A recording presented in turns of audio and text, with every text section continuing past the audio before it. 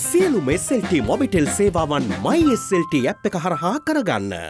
සියලුම SLT Mobitel සේවාවන් MySLT app එක හරහා කරගන්න. ජීවකතුන්ගේ උකුමෝකුයි හැමෝම දින. උකු ගතිය පිරි දීවාතේ එක සුපිරි.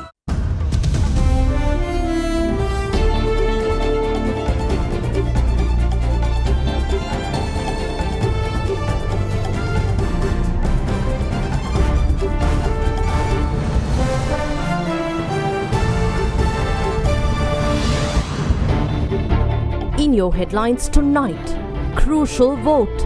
Political parties divided ahead of key vote to fill the vacancy in the office of President of Sri Lanka as nominations presented to Parliament. Last minute alliance. Sajith withdraws from race for presidency to stand a chance for premiership under a Dulles presidency. Together they vow to create a new political culture. No more cover-ups. Previous government concealed facts about Sri Lanka's financial crisis and needing to go to IMF. But I am not the same. I am here to handle the economy, says acting President Ranil Wickremesinghe. What would you like to say to the people now, truthfully, as somebody who could very likely be their next president? To tell the people I know what they are suffering. We don't need 5 years, 10 years, and certainly by 2024, let's have a functioning economy. Stop hoarding. Sri Lanka National Fuel Pass project to go live from the 21st of July at multiple locations within Colombo.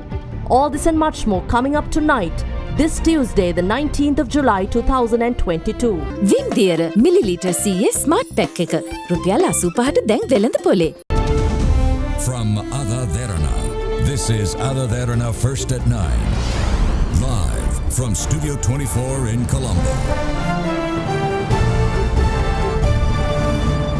A warm welcome joining you tonight on AdaDerana English News. I'm Indivari Amuatha. Nominations for the office of the President were accepted by Secretary General of Parliament Dhammika Dasanayake in Parliament today. 3 candidates are now vying for the post, with ruling party members divided on deciding their vote between acting President and UNP leader Ranil Wickremesinghe and SLPP parliamentarian former Minister Dallas Alahappiruma. In a last-minute arrangement, opposition leader and leader of the Samagi Jana Balawegaya, Sajith Premadasa, withdrew from standing for presidency. Instead, he has agreed to the prime ministerial post under a presidency of MP Dallas Alahappiruma. The secret ballot is set for tomorrow as Parliament decides Sri Lanka's next executive president to complete the remaining term of Gotabaya Rajapaksa. For the first time in Sri Lankan history, nominations were called and accepted today to elect a president via a parliamentary vote, as the office of the president remains vacant following the resignation of a head of state elected through public mandate. Prior to handing over nominations, 4 candidates, acting President Ranil Wickremesinghe, opposition leader Sajith Premadasa, SLPP parliamentarian Dallas Alahappiruma and leader of the Jatika Jana Balawegaya Anurakumara Disanayake, announced that they will be contesting for the post. This morning, the equation changed, with opposition leader Sajith Premadasa withdrawing from the contest. In a tweet, Premadasa said that he withdrew his candidacy for the position of president and that his party, the Samagi Jana Balawegaya, and its alliance as well as its opposition partners are working towards making candidate Dallas Alahappiruma victorious.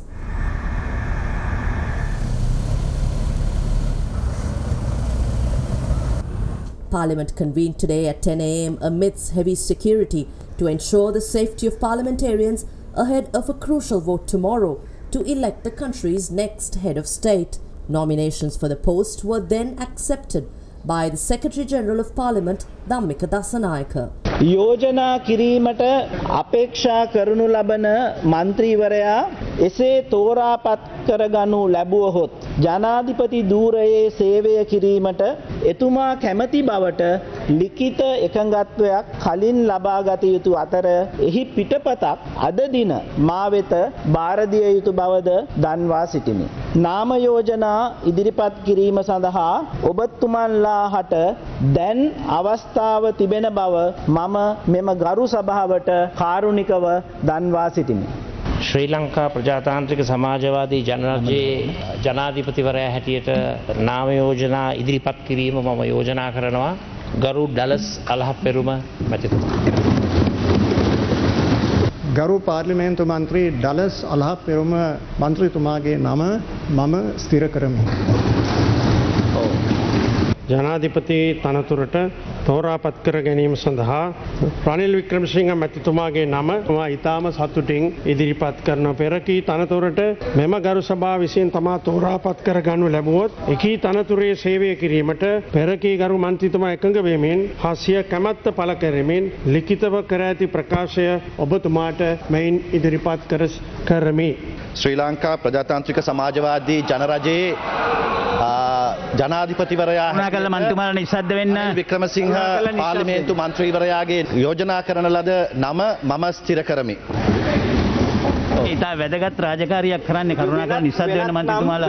2022 ජනාධිපතිවරයා තේරීමේ පාර්ලිමේන්තු මැතිවරණයට ජාතික ජනබලවේගය නියෝජනය කරමින් අනුර දිසානායක මන්ත්‍රීවරයා මම යෝජනා කරමි. ඒ නම මම ස්ථිර කරනවා. දැන් අවස්ථාව තියෙනවා වෙනත් නම් ඉදිරිපත් කරන්න. වෙනත් නම් නොමැති බවයි පෙනෙන්නේ. ඒ අනුව නාම යෝජනා බාර ගැනීම අවසාන බව මම මෙම ගරු සභාවට දන්වනු කැමැත්තෙමි. පාර්ලිමේන්තු මන්ත්‍රී ගරු ඩලස් අලහපෙරුම මැතිතුමා, ගරු රනිල් වික්‍රමසිංහ මැතිතුමා, අනුර දිසානායක මැතිතුමා. එම නාම යෝජනා තුන මා විසින් බාර ගන්නා ලද බව පාර්ලිමේන්තුවට මෙයින් ප්‍රකාශ කොට සිටිමි. Accordingly, one of the candidates who will be elected from the secret vote in Parliament tomorrow will be appointed Sri Lanka's next executive president. Now, several parties today confirmed their support to the candidacy of Sri Lanka Podujana Peramuna parliamentarian Dallas Alahapperuma during tomorrow's vote, some calling it the need of the hour, while others naming their decision a strategic move.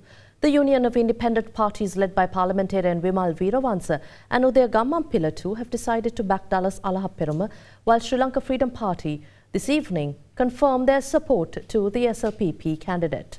However, Justice Minister Dr. Vijayadasa Rajapaksa said that the country now is in need of a politically mature and educated leader, especially someone who can deal with the international community. Following the conclusion of the parliamentary sitting for the day, the parliamentarians then expressed their opinions to the media pertaining to the presidential vote tomorrow. අප බලය ගත්තොත් මම හිතන්නේ නෑ මේ පාර්ලිමේන්තුව අපිට එහෙම දෙවි කියලා. අපේ යෝජනාව තිබෙන්නේ අන්තර කාලයකට අපේ පාලනයක් පිහිටවන්න ඕන. ඒ අන්තර කාලන පාලනය තුල මම ඔබට එක සහතිකයක් දෙනවා. අපේ රටේ වංචා දූෂණ අපරාධ වලට සම්බන්ධ වුණු නඩු විශාල ප්‍රමාණයක් නීතිපති පාර්ලිමේන්තුවත් අල්ලස්සෝ දූෂණ කොමිසම සභාවත් ඉල්ලාස් කරගනු ලැබුවා. මම මේ නඩු යලි පවරනවා. ඒ වගේම අප සතුව තිබෙන වංචා දූෂණ පිළිබඳ සියලු තොරතුරු අදාළ ආයතනයන් හරහා කඩිනම් විමර්ශන ලක් කරනවා. හැබැයි මේක කිව්වම කවුරු ඡන්දෙ දෙන්නේ නැහැ. මම වංචා දූෂණ අපරාධකරුවන්ගේ සතුරෙක්. ඒ නිසා මම හිතන්නේ නැහැ මේ පාර්ලිමේන්තුවේ ලොකු ප්‍රතිඵලයක් මට ලැබෙයි කියලා. ඒ කියන්නේ ඔබතුමා දැම්ම පරාජය බාරවන්න. ඔව් මේ නියෝජනය කරන්නේ මම. ඔබතුමාලාගේ නායකතුමා ඒ කියන්නේ ඉදිරි අගමැති. අනිවාර්යයෙන් මෙතුමා අගමැති වෙනවා. ඒ කියන්නේ එක ගත්තකට ඇවිල්ලා තියෙන්නේ ඩලස් ජනාධිපතිතුමා සවිත අගමැතිතුමා කියන කතාව සම්බන්ධයෙන් සම්පූර්ණයෙන්ම අනිවාර්යයෙන්. ඒ කියන්නේ අපි එක්කහුවෙලා රජයක් පිහිටවන්නේ සර්වපාක්ෂික ආණ්ඩුවක්. ඔබතුමා ඩලස් අලහප්පෙරුමාගේ නම ස්ථිර කළා. ඒක ඔබේ පෞද්ගලික තීරණයත් එක පක්ෂීය තීරණයක්. පක්ෂයේ අති බහුතරයේ අදහස අනුව තමයි මම මේ ක්‍රියාමාර්ගය අනුගමනය කරන්නේ. පක්ෂය දෙකට බෙදිලා නේද මන්ත්‍රීතුමා? නෑ එහෙම බෙදීමන්නේ අතලොස්සක් ඉන්නවා වෙන මතයක ඕනෑම පක්ෂයකට ඒක වෙන ස්වභාවික දෙයක්. ඒක 아무තු දෙයක් නෙවෙයි. සජිත් ප්‍රේමදාස මහතා අගමැති කරන්න ඔබතුමාලා එකද? ඔව් පැහැදිලි. මම පක්ෂ බලන්නේ නෑ, පාට බලන්නේ නෑ. අද රටට අවශ්‍ය වෙලා තියෙන්නේ උගත්කමක් තියෙන පරිණතභාවයක් ඇති විශේෂයෙන්ම ජාත්‍යන්තරයත් එක්ක ගනුදෙනු කරන්න පුළුවන් නායකයෙක්. මගේ නිර්ණායකය ඒක. මේ හෙට තියෙන රහස් තන්දයක් කියන එක ඇත්ත. හැබැයි අපිව ඡන්දේ දීලා ඒවල තියෙන මිනිස්සු අද එළියේ පක්ෂ ભેදකින් තොරව කියනවා සර්වපාක්ෂික ආණ්ඩුවක් හදපන් කියලා. ඒ හින්දා අපි මිනිස්සුන්ට කියන්න අපි කාට දෙන්න ඡන්දෙ දෙන්න කාටද කියලා. මම දෙන්නේ ඩලස්ට. තුමාලා සහයෝගය දෙන කෙනාව දැන් මේ තීරණය කළා තියෙන්නේ. අපි ඡන්දෙ දෙන්න ඕනේ මේ රටේ ජනතාව වෙනුවෙන්. ඒතර අපේ බලවේග වල දැනුවත් කළාද තියෙන්නේ එක අපේක්ෂකයා මොකද්ද කරන්න යන්නේ කියලා. අපි කොහොමද අපේ ජනතාවගේ වරමක් නැතුව කාටවත් ඡන්දෙ දෙන්නේ? ඔව් නාම යෝජනා බාර දුන්න කියන එකෙන් කවුරු හරි කෙනෙක් රට වෙනුවෙන් තමන්ගේ නාම යෝජනා ඉවත් කරගත්තොත් මං හිතන්නේ ඔහුට රටේ ජනතාව ආදරය කරාවි. අපි නම් කිසිම තනතුරක් නැතුව ඒ සර්වපාක්ෂික එකඟතාවක් ගොඩනගා ගන්නවා නම් ඒ සඳහා දායක වෙලා අපේ දායකත්වය ලබා දෙන්න සූදානම්. Mr. Premadasa has made a tactical withdrawal, obviously, so that the combined ticket would make Dallas Alahaperuma the new president and Sajid Premadasa the new prime minister if we get the numbers tomorrow. And if that happens, the 19th amendment of the constitution would be brought back as soon as possible, and obviously power will shift from the president's office to the cabinet, prime minister and parliament. So that is where we are. Even though we have more numbers than Mr. Alahaperuma, this we thought was the best strategic move to make. Meanwhile, this afternoon, the Union of Independent Parties led by parliamentarians Vimal Weerawansha, Uday Gammampila and Vasudeva Nanayakkara decided to back SLPP MP Dallas Alahaperuma at tomorrow's vote. අපේ පක්ෂ ඔක්කොගෙම එකමුතු ඉන්න මන්ත්‍රීවරු 16ක පමණ පිරිස අපි සියලු දෙනාම හෙට අපේ ඡන්දය පාවිච්චි කරන්නේ ජනාධිපති අපේක්ෂක ඩලස් අලහප්පෙරුමගේ ජයග්‍රහණය වෙනුවෙන්. ඩලස් අලහප්පෙරුම හෙට පාර්ලිමේන්තුවේ ඡන්දෙන් ජනාධිපති ධූරය ලබා ගන්නකොට විපක්ෂ නායක සජිත් ප්‍රේමදාසත් ඒ ආණ්ඩුවේ ඊළඟ බලවත් තනතුරක ඉන්නවා. ඒ වගේම පක්ෂයේ ඉන්න හැම පක්ෂයක් ඒ ආණ්ඩුව තුල නියෝජනය වෙනවා. තාම ඕනෑකමින් ආරාධනා කරනවා අනුර දිසානායක ජනතා විමුක්ති පෙරමුණේ නායකයාටත් එන්න මේ සර්වපාක්ෂික එකමුතුවේ ඔබේ උවමනාවත් ඔබේ අදහසු එකතු කරන්න. In the meantime, General Secretary of Sri Lanka Freedom Party Dayasri Jayasekara confirmed that the SLFP Central Committee decided to extend the party's support to Dallas Alahaperuma in the parliamentary vote tomorrow. Presidential hopeful SLPP parliamentarian Dallas Alahaperuma said the main opposition and the ruling party came into alliance today upon consensus, heeding the voice of the people who called for a change in the current political culture. In a joint statement with opposition leader Sajid Premadasa at the parliamentary complex earlier today, Alahaperuma vowed to uplift the lives of the people whose demands were ignored earlier. Meanwhile, leader of the Samagi Jana Balawegaya Sajid Premadasa termed the withdrawal of his candidacy as a sacrifice made for the sake of the general public. අපි අතර ගොඩනැගුණේ මතවාදයක් පමණක් නෙමෙයි සම්මුතිවාදයක්. ජීවන්නාවෙන් වටවෙච්ච පාර්ලිමේන්තු දූපතේ දූපත් වාසීන්ට තේරුම් ගන්න බැරි වෙනවා අර එළියේ මිනිසුන්ගේ හඬ. ඕනේ ඉල්ලා හිටියේ මේ දේශපාලන සංස්කෘතිය වෙනස් කරන්න කියලා. මිනිසුන් වෙනුවෙන් එකතු වෙන්න කියලා. අන්නේ ඒ එකතුවයි මෙතෙන්ට වෙලා තියෙන්නේ. බලලෝභීව නෙමෙයි. ජාතීන් විතර බෙදෙන්නේ නැතුව, පක්ෂ විතර බෙදෙන්නේ නැතුව, වෙන වෙන නිකායන් වලට ගොනු වෙන්නේ නැතුව පාර්ලිමේන්තුව ඇතුළේ මේ දීපු පරමාදර්ශය රටේ පරමාදර්ශය බාටපත් කරගන්න. එහෙම නැතුව එක පක්ෂයක එක නායකෙක් මේ අර්බුදයෙන් කටකොට නගන්න බෑ. අපි ශ්‍රී ලාංකිකින් කියන නාමය තුල අභිමානවත් ජන ජීවිතයක් සැමට සෞභාග්‍ය උදා කරන ගමනේ අභියෝගාත්මක පළමු පියවර තබන මේ අවස්ථාව. මේ කැපකිරීම අපි කරේ පොදු ජනයාවෙන්. ජනතාව බලාපොරොත්තු වෙන ව්‍යවස්ථාමය ප්‍රතිසංස්කරණ 19 වෙනි සංශෝධනය ප්‍රමුඛ යහපත් රාජ්‍ය පාලනය ක්‍රියාත්මක කිරීම උදෙසා අපි සියලු දෙනාම අත්වැල් බැඳගන්න. පාර්ලිමේන්තුවේ දේශපාලන පක්ෂ අතිමහත් බහුතර අද අපත් සමග එකතු වෙලා තිබෙනවා මේ නැවුම් මේ නිර්මාණශීලී අලුත් ගමනට එකතු.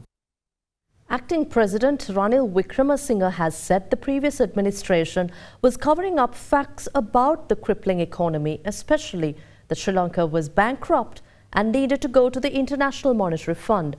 In an interview with CNN, Ranil Wickremesinghe said the government is working on stabilizing the country and to create a functioning economy that is export-oriented and dynamic by year 2024. You said earlier, as president, it's important to tell the truth. Do you think that the previous administration was telling the truth to the people of Sri Lanka? No. They were not? They were not. They were lying to the people? They were covering up facts. What were they covering up? That we are bankrupt, that we need to go to the IMF, amongst others.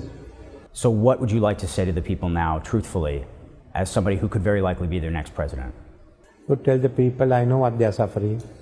We have gone back. We have to pull ourselves up by the bootstraps, but we can do it. We don't need 5 years, 10 years. By next year, let's start stabilizing that, and certainly by 2024, let's have a functioning economy which will start growing export-oriented economy, a dynamic economy. Now, the Supreme Court dismissed a fundamental rights petition seeking an order to invalidate the appointment of Ranil Wickremesinghe as a Member of Parliament. The decision was delivered today by a judge bench comprising Justices Gamini Amarasekara, Shiran Gunaratne and Janak De Silva. Announcing the decision, the bench noted that the petition was rejected by accepting the objections presented by counsels who appeared on behalf of the respondent. A fundamental rights petition was filed by General Secretary of Winivida Peramuna and public interest litigation activist Nagananda Kodituwaku seeking an order to invalidate the appointment of Ranil Wickremesinghe as a Member of Parliament.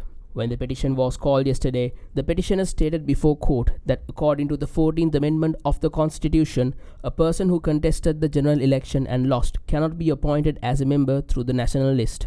He also pointed out that it is a legal requirement to submit the names of the members appointed for the national list to the Election Commission within a week of the end of the election, and Ranil Wickremesinghe's name was sent to the Election Commission months after the conclusion of the general election in 2020. He therefore argued that the Constitution had been violated through the decision to appoint Ranil Wickremesinghe as a national list member of the United National Party.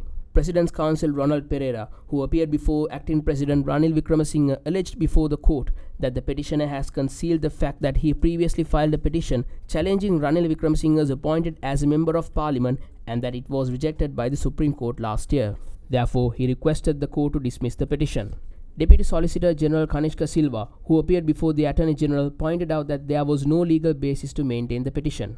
After considering the facts presented yesterday, the bench today announced its decision that they accepted the preliminary objections presented by the respondents and decided to dismiss the petition without hearing it. Now, Transparency International Sri Lanka has called on all presidential hopefuls to publicly declare their assets to the citizens of Sri Lanka and display a personal commitment to transparency. The anti-corruption watchdog pointed out in a statement that the current candidates who are long-serving members of Parliament need to take new steps to bolster the faith of the people in them. TISL noted that a public declaration of assets could be one important step to demonstrate to the people their commitment to transparency and accountability. TISL also urges presidential hopefuls to heed the call of the citizens for clean politics and be the change the country needs. And we'll be back with more news on the other side of this break. To stay with us.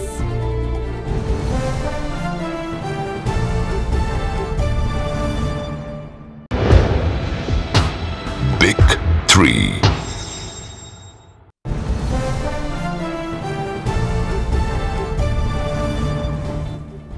Welcome back to the news. Minister of Power and Energy Kanchana Vijayasekara says that the National Fuel Pass pilot project on the QR code system for dispensing fuel will be implemented at multiple locations in Colombo from the 21st of July and is expected to be tested until the 24th. Now, the subject minister, however, said fuel distribution dates based on the last digit of the vehicle number plate will be revised. Accordingly, Tuesday and Saturday is allocated for numbers of vehicle number plates with the last digit 0, 1 and 2. Those whose vehicle numbers end with digits 3, 4 and 5 can obtain fuel on Thursdays and Sundays. Numbers 6, 7, 8 and 9 will get the opportunity on Monday, Wednesday and Friday. The changes will be effective island-wide from Thursday. The minister further said that around 2 million vehicles have been registered for the National Fuel Pass by 4 p.m. today.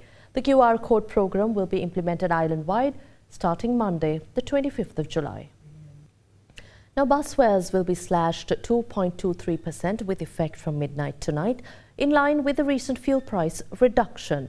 According to Director General of National Transport Commission, Commodore Dr. Nilan Miranda, the minimum bus fare will move down from 40 rupees to 38 rupees. The National Transport Commission said the price reduction will be applicable for regular semi-luxury, luxury and super-luxury bus transport services.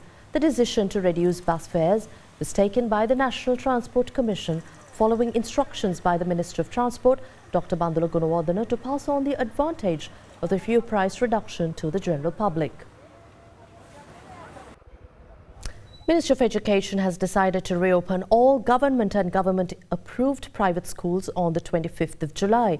Provincial Secretaries of Education, Provincial Directors of Education, Zonal Directors of Education and Deputy Additional Directors of Educational Divisions have been informed of the guidelines on resuming in-person lessons at schools. The Education Ministry has taken into account difficulties making transport arrangements due to the prevailing fuel crisis. Schools were previously scheduled to reopen on the 21st of July. Now, Indian High Commissioner to Sri Lanka Gopal Bagle says India has stepped forward in Sri Lanka's hour of need by extending credit lines and currency swaps, adding that Sri Lanka occupies the centre of India's neighbourhood first policy. In an interview to India Head News yesterday, the Indian envoy said that he has not seen such a rapid response to any other country's request for support. Which are the areas India has focused in terms of its financial aid assistance to Sri Lanka? In the context of the current situation in Sri Lanka, the help from India has essentially been to support the people of Sri Lanka in terms of their requirements for essential items and also at a macroeconomic level for currency stabilization or forex reserves. So for the first, we have extended the lines of credit worth $1.5 billion for import of essential items, and also for the later, it's been currency swaps and deferment of payments under Asian Clearing Union mechanism, of which both India and Sri Lanka are members. So India, as a close friend and neighbor of Sri Lanka, has stepped up in the hour of need of the Sri Lankan people. How are you ensuring that this help actually reaches the ordinary Sri Lankans? As you would have seen the fuel situation in Sri Lanka, right now it's only the Lanka IOC's petrol pumps which have been dispensing petrol and also diesel. So a lot of people have told me, Sri Lankans themselves, that, and also members of diplomatic community, that the supplies from India have been the lifeline of Sri Lanka in this crisis, in this situation, but also more directly the fertilizers which have reached the farmers now. I'm told it will help them in this cropping season, as well as some of it can help in the next cropping season. And also medicines are very important because Sri Lanka imports a large amount of its required medicines every year. So from consumables required in operation theatres to routine medicines which are required for the common public, these supplies have come from India. They are continuing to come from India, but they are also being procured other than the humanitarian assistance channel, also through the lines of credit. Some of the critics have been arguing that India perhaps could have done a lot more a little bit earlier itself, and also in terms of India being a crucial part of the Quad framework and in the Indo-Pacific, Sri Lanka's importance. The Quad countries themselves should have stepped up in terms of their intervention in helping Sri Lanka. Your thoughts? In our neighborhood first policy, Sri Lanka occupies a central place, and we have always stood with Sri Lanka in the time of its need. I think in my entire diplomatic career, I have not seen this type of a response, both in terms of scale and speed, being put together to help a country. $3.8 billion, $4 billion is a significant amount to come, particularly in a space of 6 months. We responded to the Sri Lankan government's request with urgency. In Tokyo, when the leaders of the 4 countries met, India had referred to the Sri Lankan situation in some detail and advocated support to Sri Lanka. We also, as you would know, our finance minister had also taken up this matter very strongly at the Fund Bank spring meetings in the month of April and supported an early and adequate aid to Sri Lanka from IMF.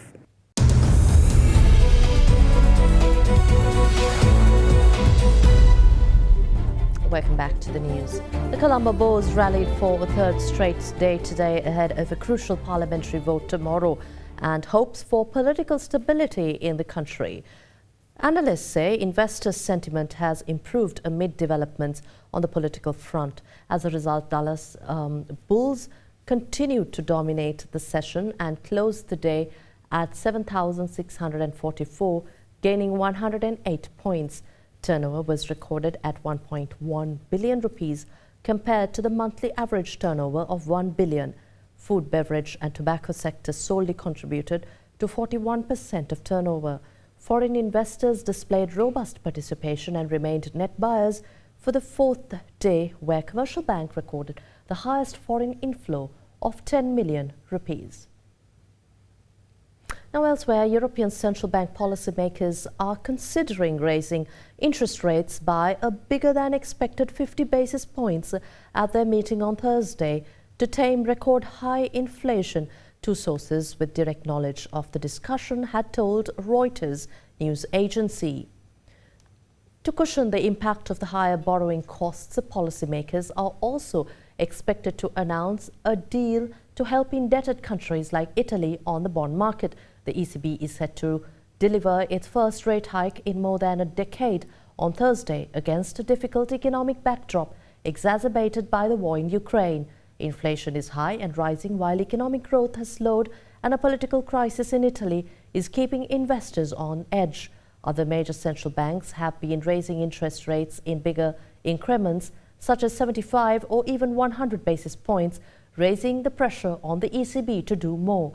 But the risk of a recession in the Eurozone, particularly if Russia turns off the taps to natural gas supplies, made some ECB governors more cautious about choking growth.